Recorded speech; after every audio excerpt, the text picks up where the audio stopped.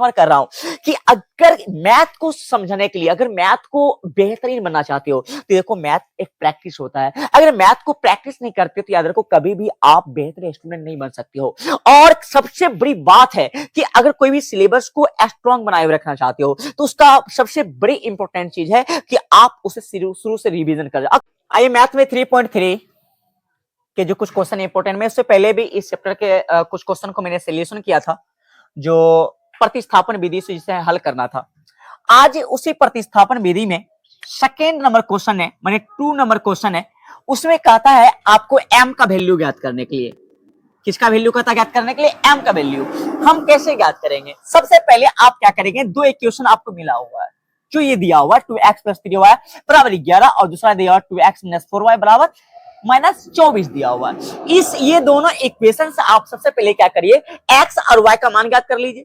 जब x और y का मान ज्ञात करेंगे तो x और y का मान जब वैल्यू पुट करेंगे तो हमें m का वैल्यू क्या हो जाएगा, प्राप्त हो जाएगा। तो सबसे पहले हम क्या करते हैं कि प्रतिस्थापन विधि से हम x और y का मान ज्ञात कर लेते हैं। आइए देखते हैं हम कैसे ज्ञात करेंगे।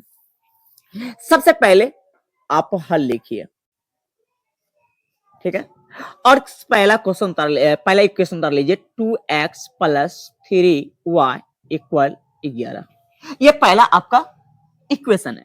अब आप जानते हैं इसमें कि आपको करना क्या होता है। इसमें से आप एक चीज कर सकते हैं, 2x बराबर लिख सकते हैं 11 और ये 3y प्लस में इधर आ गया, क्या हो गया, माइनस में। वही प्रतिस्थापन विधि जो मैं बताया हुआ हूं उसी को मैं बता रहा हूं। अब क्या करना बच्चा, आपको पता है कि ये 2 गुना में उधर जाएगा तो क्या होगा, भाग में, यानी x इक्वल आपको मिल गया 11 - 3y अब बटा कितना, 2। इसको मान लेंगे बच्चा इक्वेशन फर्स्ट। इसको क्या मान लेंगे, इक्वेशन फर्स्ट, यानी समीकरण फर्स्ट मान लेंगे। देखो मैं एक बात बताना देना चाहता हूं कि अगर आप ये इस मेरे वीडियो को अगर आप देख पा रहे हैं तो मैं कहूंगा उससे पहले जो मैं वीडियो अपलोड किया हूं, जो मैं प्रतिस्थापन विधि या जो भी मैंने बताया हुआ है उससे पहले 3.3 के 1 नंबर 2 नंबर जो क्वेश्चन बताया हुआ है, प्लीज जाकर के उसका सोल्यूशन कर लीजिए ताकि आपको ये क्वेश्चन समझने में मजा आएगा। ताकि देखिए जब तक आपका जड़ मजबूत नहीं है ना तब तक आपको ऊपर के क्वेश्चन समझने में परेशानी होगा। अब दूसरा एक क्वेश्चन उतारिए, ये क्या है, आपको 2x दिया हुआ है, i इंटू कितना है 4y और इक्वल कितना है -24।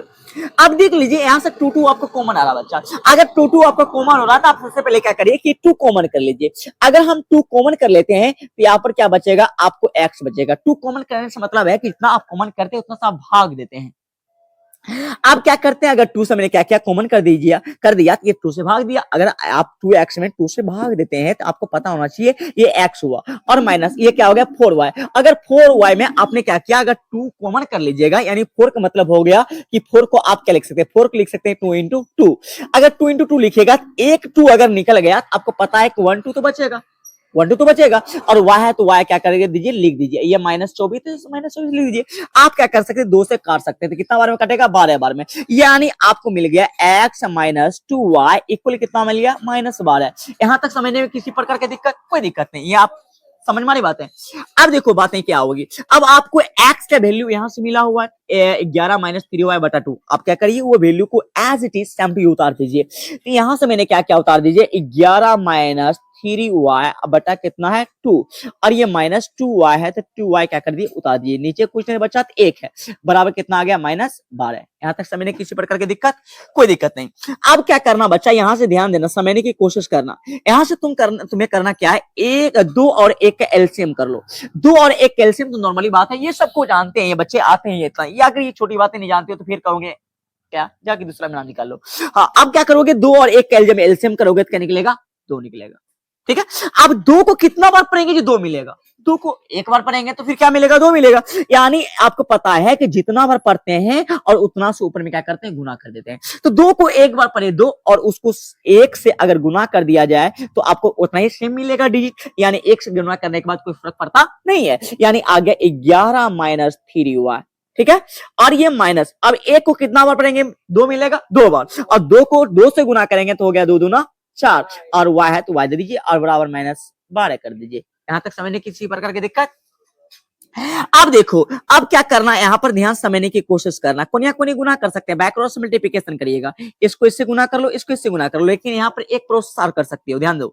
अब क्या करोगे, 1 से गुना करोगे तो कोई फर्क पड़ने वाला नहीं, अगर 2 से गुना करेंगे तो बाद में 24 हो जाएगा। ठीक, क्या हो गया 3y और 4y तो कितना हो जाएगा 7y, यानी 11 माइनस 7y और इधर कितना आ गया -24। कोई दिक्कत? अब देखो यहां से ये 11 कौन सी में प्लस में, उधर गया तो माइनस में, यानी आपको क्या मिल गया, आपको मिल गया -7y बराबर आपको आ गया -24 और -11। कोई दिक्कत?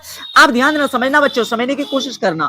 अब यहां से आपको क्या मिला, यहां से मिल गया आपको यानी -7y बराबर आपको आ गया कितना कितना मिला दे,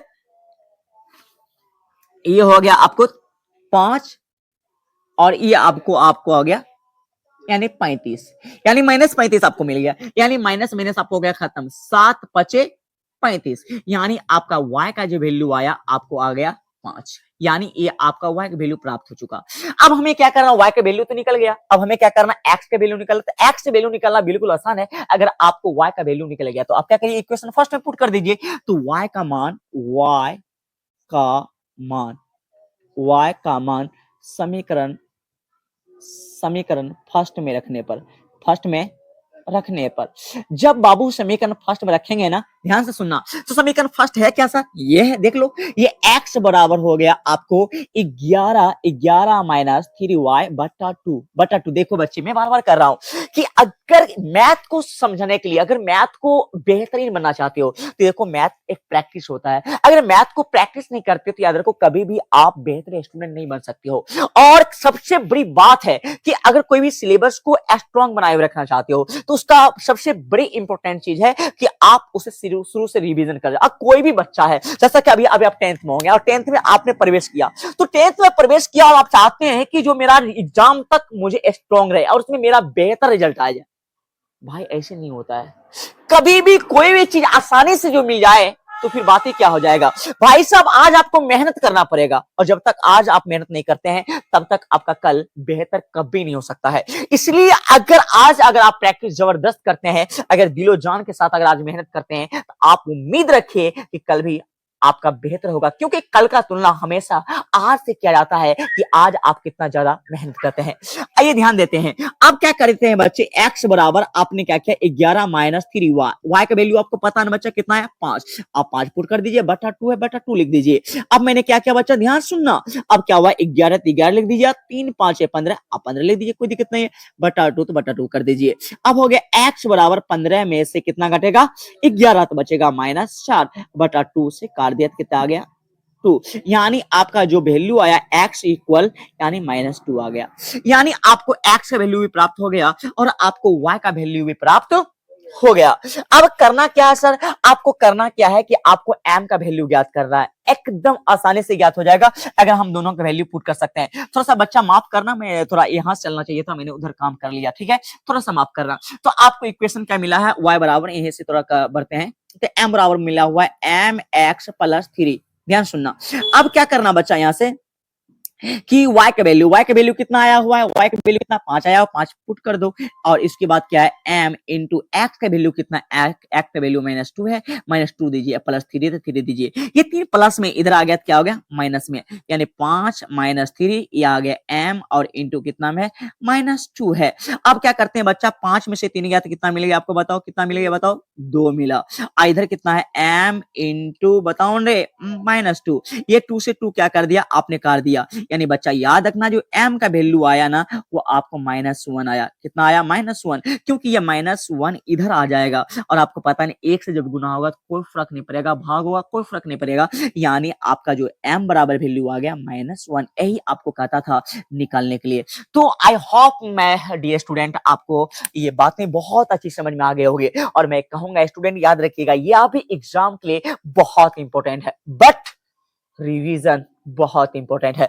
अगर आप रिवीजन नहीं करते हैं ना तो मैं कह सकता हूँ स्टूडेंट नहीं आप स्ट्रॉन्ग हो पाओगे, और मैं दावे के साथ कहता हूँ कि अगर मेरी बातों को अगर तुम मानती हो और शायद मेरे चैनल जुड़े हुए रहते हो, कुछ क्वेश्चंस नहीं बनते हैं, क्वेश्चन करते हो, तो मैं आपको कहूंगा कि शायद आप बेहतर नंबर बटोर पाओगे। तो आप क्या करिए, मैं कहता हूँ कि इसको आप उतार लीजिए, फिर मैं सेकंड क्वेश्चन पे बात करूंगा। अगर आप इसको उतार लिए, मैं चलिए